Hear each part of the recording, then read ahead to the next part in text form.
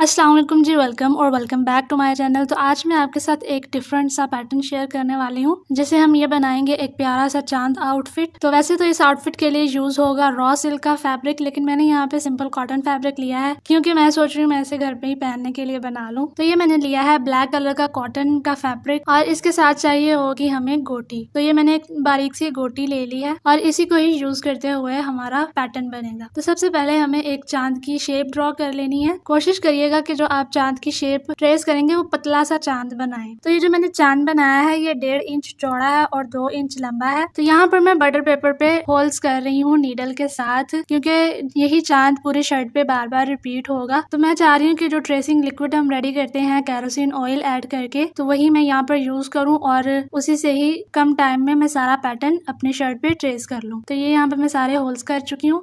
आप देख लें इस तरह से बारीक बारीक हमने साथ जोड़ जोड़ के होल्स करने होते हैं। तो यहाँ पर मैंने अपनी शर्ट का फैब्रिक ले लिया है। कटिंग में यहाँ ऑलरेडी कर चुकी हूँ। ये स्लीव्स हैं और बाकी नीचे शर्ट के पैनल्स हैं दो। तो मैंने फ्रंट पैनल ले लिया है शर्ट का और अब इसके ऊपर हमने करनी है ट्रेसिंग। तो ये है मेरे पास सिल्वर शू पॉलिश। ये देखें गर्मी से इसका क्या हाल हो गया। और इसी के साथ ही हम यूज करेंगे मिट्टी का तेल, केरोसिन ऑयल। तो मैं इन दोनों को मिक्स करके एक लिक्विड रेडी कर लूंगी। तो यहाँ पर मैंने आयरन करके सेंटर की मार्किंग कर ली है। तो सबसे पहले मैं यहाँ पर सेंटर में चांद की ट्रेसिंग कर रही हूँ। नीचे से मैंने तकरीबन 3 इंच का फासला छोड़ा हुआ है। तो अब हम इस चांद से रखते हुए 6 इंच पे दूसरा चांद ट्रेस करेंगे। ऐसे ही हम आगे अब इन 2 चांद के सेंटर में ट्रेसिंग करेंगे अगला चांद। ये ट्रेसिंग मैंने बहुत ज्यादा नाप करने की, और जो डिजाइनर आउटफिट है इस पे भी कोई बहुत ज्यादा बराबर रखते हुए चांद नहीं बनाए गए, तो इसीलिए मैं भी इतना मेजरमेंट्स का ध्यान नहीं रख रही और बस अंदाजे से ऊपर को ट्रेसिंग करती जा रही। तो यहाँ पे आप देख रही होंगे कि मैं अभी सिर्फ शर्ट की एक साइड पे चांद की ट्रेसिंग कर रही हूँ। तो ये मैंने एक साइड पे सारे चांद बना लिए हैं। अब दूसरी तरफ भी हमने चांद ही बनाने हैं, लेकिन हमने इसकी साइड चेंज कर देनी है। अब देख लें पहले चांद इस तरफ था और अब हमने इसकी साइड चेंज करके ट्रेस करना है, जिससे कि ये दोनों चांद एक दूसरे को फेस कर रहे होंगे। तो अब ये जो दूसरी साइड है शर्ट की, इस पे हमने चांद को हमने दूसरी तरफ फेसिंग करके ट्रेस कर लेना है। तो ये अब पूरी शर्ट पे ट्रेसिंग हो चुकी है। और स्लीव्स के लिए भी हमने ऐसे ही ट्रेसिंग करनी है। यहाँ मैंने 4 चांद ट्रेस किए हैं एक बाजू पे, दूसरे बाजू पे भी 4 ही चांद है, लेकिन उनकी डायरेक्शन दूसरी तरफ है। तो ऐसे हमने दोनों स्लीव्स पे ऑपोजिट डायरेक्शन में चांद ट्रेस कर लेने हैं। तो अब हम लेते हैं अपनी गोटी, जिससे कि हम इसके ऊपर काम करेंगे। तो हम स्टार्ट ऐसे करेंगे कि हमने अंदर की तरफ से चांद के किनारे के अंदर की तरफ से हमने गोटी रखी है और इसके ऊपर मैं 2 स्टिचेस लगाकर इसका जो किनारा है उसे सिक्योर कर लूंगी। अब किनारा पक्का करने के बाद जो चांद की नोक है उस वहां पर मैं गोटी के ऊपर 2 स्टिचेस लगा रही हूँ। दोनों तरफ से एक एक स्टिच लगा लिया है मैंने। अब इसे यहाँ से उठाकर दूसरी तरफ ले जाएंगे और यहाँ पे जो चांद की आउटलाइन है यहाँ से हम सुई निकालेंगे और यहाँ पर भी गोटी के ऊपर हम 2 स्टिचेस लगा देंगे दोनों तरफ से। तो स्टिच लगाने के बाद अब इसे दोबारा से उल्टा लेंगे और यहाँ पर जो चांद की लाइन है वहां से दोबारा सुई निकालेंगे और फिर इधर भी 2 स्टिचेस आएंगे। तो आप देख रहे हैं कि यहाँ पर गोटी का जो किनारा था वो कितने अच्छे से सिक्योर हो गया है, हाइड हो गया है। तो अब हम दूसरी तरफ फिर से नीडल निकालेंगे और 2 स्टिचेस लगाएंगे किनारे पे। तो हमने ऐसे ही 2-2 स्टिचेस लगाकर चांद की आउटलाइन पे गोटी को रखकर 2-2 स्टिचेस लगाते जाना है और फिर गोटी को उल्टाकर दूसरी तरफ ले जाना है। तो ऐसे हमने ये जिग-जैग करते हुए गोटी को ये चांद की शेप में फिल करना है। लेकिन यहाँ पर भी कुछ समझने वाली चीजें हैं, अगर आप उनको ध्यान में रखेंगे तो आपकी चांद की शेप बिल्कुल परफेक्ट बनेगी। तो आप यहाँ पर देख रहे हैं कि जो हमने चांद की शेप ड्रॉ की है उसमें 2 लाइंस हैं, एक अंदर की तरफ है और एक ऊपर की तरफ है। तो जो अंदर वाली लाइन है साफ जाहिर है कि वो ऊपर वाली लाइन से छोटी है। तो इसका मतलब ये है कि अंदर वाली लाइन में कम स्पेस है और जो बाहर वाली लाइन है उसकी स्पेस ज्यादा है। तो इसलिए हमने गोटी को फिलिंग ऐसे करनी है कि जब हम अंदर वाली लाइन पे गोटी लगाएंगे तो हमने गोटी को इस तरह से स्टिच करना है कि आधी गोटी पीछे वाली जो हमने एक लाइन लगाई है गोटी के उस पर आए और आधी गोटी बाहर की तरफ आए। अब देखें यहाँ पर मैंने जो गोटी है वो पीछे वाली गोटी के ऊपर रखी हुई है और फिर उस पर स्टिच लगाया है और स्टिच जो है वो पीछे वाली गोटी के ऊपर से गया है और दूसरा जो स्टिच है वो कपड़े के ऊपर आया है। और अब जब मैं इसे उल्टाकर दूसरी तरफ लेके जा रही हूँ, क्योंकि यहाँ ऊपर वाली लाइन में स्पेस ज्यादा है, यहाँ पर हमने फिलिंग ज्यादा करनी है। तो यहाँ पर जो हमने गोटी अटैच करनी है वो फैब्रिक के ऊपर अटैच करनी है, वो पीछे वाली गोटी के ऊपर नहीं आनी चाहिए। और फिर हम यहाँ पे से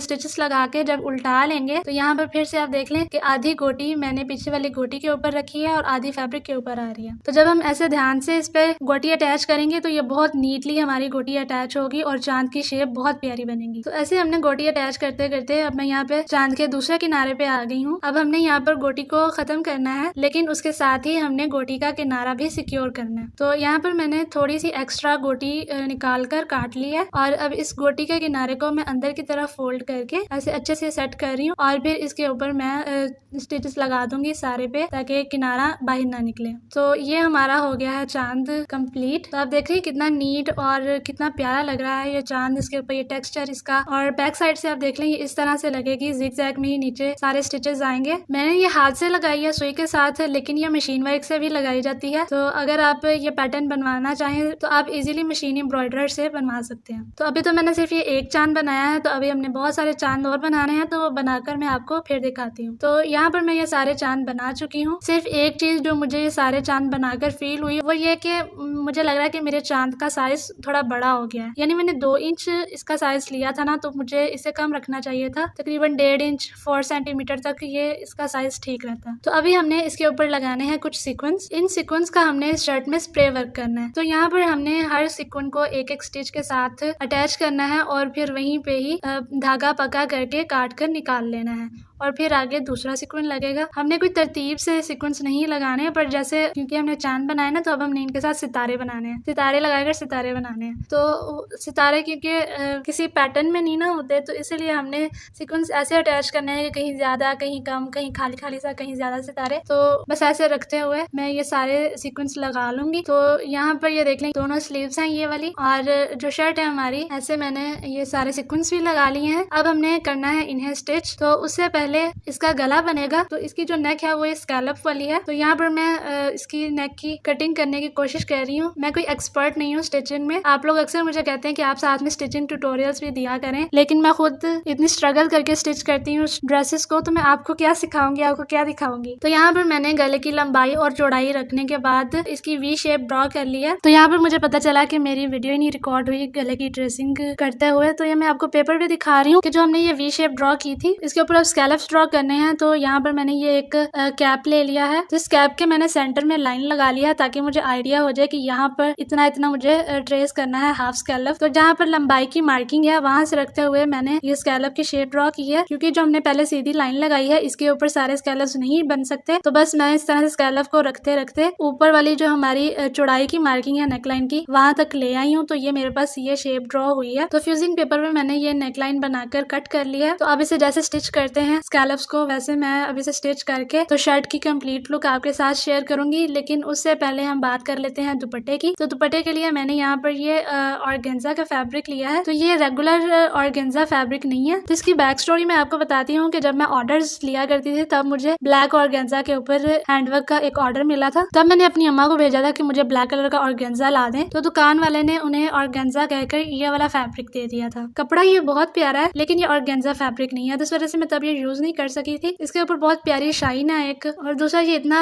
सॉफ्ट और मजे का फैब्रिक है ना, तब से मैंने ये कपड़ा यूज नहीं किया था, क्योंकि इसके ऊपर शाइन है काफी। लेकिन अब क्योंकि मैं चांद सितारों वाली आउटफिट बना रही हूँ, तो मेरे ख्याल में ये जैसा ये शाइनी सा शिमरी सा फैब्रिक है, तो ये चांद के पैटर्न के साथ ही काफी अच्छा लगेगा। तो इसलिए मैं यहाँ पे ये वाला फैब्रिक यूज कर रही हूँ। अगर आप इसका नाम मुझसे पूछेंगे तो मुझे इसका नाम नहीं पता। शिमरी ऑर्गेन्जा नेट सा फैब्रिक है ये। तो अब इस दुपट्टे की अगर पैटर्न की बात की जाए तो इसके ऊपर स्कैलप्स है, स्कैलप्स में सितारे लगे हुए हैं, और वो भी 3-3 सितारे लाइन बनाकर फिर आगे आगे सितारे जोड़े हुए हैं इस तरह से। लेकिन मैं स्कैलप्स नहीं बनाना चाह रही, तो मैं सिर्फ यहाँ पर गोटी की एक सीधी लाइन लगाऊंगी इस पूरे दुपट्टे पे। यूं मैं एक गोटी की लाइन लगा दूंगी, जिससे कि इसका बारीक सा बॉर्डर बन जाएगा, और इस दुपट्टे के अंदर होगा स्प्रे वर्क सीक्वेंस का। तो उसके लिए मैंने यहाँ पर 2 साइजेस लिए हैं सीक्वेंस के, एक है स्मॉल सीक्वेंस फ्लैट है ये, और दूसरा है बाउल सीक्वेंस। तो स्प्रे वर्क करने के लिए मैं हमेशा यूज करती हूँ ये वाला पैटर्न। आप इसकी हालत देखकर बता सकते हैं कि ये कितना ज्यादा यूज हो चुका है। तो ये मैंने एक सिंपल पेपर लिया हुआ है और उस पे मैंने इस तरह से सीक्वेंस लगाए हैं कि पहले मैंने एक किनारे पे 3 सीक्वेंस लगा दिए और फिर मैंने पेपर के दूसरे किनारे पे 3 सीक्वेंस लगाए हैं और इनका सेंटर रखते हुए अंदर पे मैंने एक और सीक्वेंस लगा दिया। तो इस तरह से मैंने बहुत सिंपली ये पैटर्न बनाया हुआ है और जब भी मुझे स्प्रे वर्क करना होता है तो मैं यही पैटर्न यूज करती हूँ। तो इसे मैंने नीचे रखा है फैब्रिक के और यहाँ पर मैंने लिया है ये क्रेयॉन। चौक जो होता है वो निकल जाता है तो ये क्रेयॉन काफी अच्छे से लगा रहता है तो मैं यही यूज करती हूँ। तो यहाँ पर मैंने बस सीक्वेंस के ऊपर रखते हुए इस तरह से निशान लगा लिए हैं। तो यहाँ पर मार्किंग करने के बाद मैं पहले ले रही हूँ ये वाले बाउल सीक्वेंस। तो जहाँ पे मैंने निशान लगाया हुआ है वहां से मैंने सुई निकाली है और क्योंकि ये काफी जाली जैसा कपड़ा है तो यहाँ पर मैं एक और स्टिच लगा रही हूँ ताकि हमारी जो घेरा है वो अच्छे से पक्की रहे, बाहर को ना निकल आए ना। तो अब मैंने यहाँ पर एक सीक्वेंस लिया है और इसके ऊपर मैं 2 स्टिचेस लगाकर इसे फैब्रिक के साथ कर लूंगी अटैच और फिर बैक साइड यहाँ पर 3-4 स्टिचेस लगाकर इसे कर लेंगे पक्का। और जितने भी मैंने अभी निशान लगाए हैं उन सब पे मैं ये बाउल सीक्वेंस अटैच करूंगी 2-2 स्टिचेस के साथ। बाउल सीक्वेंस लगाने के बाद अब मैंने लिए हैं ये स्मॉल सीक्वेंस, तो इन्हें अटैच करना है अब इन बड़े सीक्वेंस के सेंटर में। बिल्कुल वैसे ही हमने यहाँ पर एक स्टिच के साथ इन्हें अटैच कर लेना है जैसे मैंने शर्ट पे लगाए थे। तो ये स्मॉल सीक्वेंस लगाने के लिए मैंने मार्किंग नहीं की क्योंकि मैं सिंपली बस इनका सेंटर रखते हुए बड़े सीक्वेंस का सेंटर रखते हुए अंदर अंदर मैं ये सारे स्मॉल सीक्वेंस लगाती जाऊंगी। तो ये मैं सारे सीक्वेंस लगाकर फिर मैं आपको दिखा रही हूँ ये दुपट्टा। तो इस तरह से मैंने ये गोटे की एक ही लाइन लगाई है दुपट्टे के बॉर्डर पे, काफी भरा हुआ मैंने स्प्रे वर्क किया हुआ है। और ये आगे हमारी शर्ट, ये इसका गला स्टिच किया है मैंने। चांद मेरे बड़े हो गए हैं और गले के स्कैलप्स मेरे छोटे हो गए हैं, मगर खैर हर चीज की अपनी ग्रेस होती है। ये भी अपनी जगह प्यारा लग रहा है। और ये देखें ये है इसके साथ मैचिंग बैंगल्स, ये हैंडमेड बैंगल्स हैं जो कि मुझे रिसीव हुई थी सोनाब आर्ट पेज से। अगर आपको भी अच्छी लगे तो उनका पेज जरूर चेक। तो जो डिजाइनर आउटफिट है उसकी शर्ट की लेंथ ज्यादा है लेकिन मैंने इसकी लेंथ नॉर्मल ही रखी है। तो अब ये देख लें कि मैंने शर्ट पे चांद की ट्रेसिंग किस तरह की थी। शर्ट पे आधे चांद का फेस एक तरफ था और आधे चांद का फेस दूसरी तरफ था, मुझे बताना भी नहीं आ रहा। खैर स्लीव्स पे भी ऑपोजिट डायरेक्शन में चांद की ट्रेसिंग की थी ना। तो आप यहाँ पर देखिए कि मैंने यहाँ पे स्लीव्स शर्ट के साथ इस तरह अटैच किए हैं कि इनके जो स्लीव्स पे जो चांद बने हुए हैं ये शर्ट की अंदर की तरफ फेसिंग कर रहे हैं। और ऐसे ही डिजाइनर जो शर्ट है उसके ऊपर भी ऐसा ही पैटर्न बना हुआ है। तो आई होप आप लोगों को आज का ये कुछ डिफरेंट सा पैटर्न अच्छा लगा होगा और लेट मी नो आपको ये रिक्रिएशन कैसी लगी। Thank you for watching and अल्लाह हाफिज, बाय।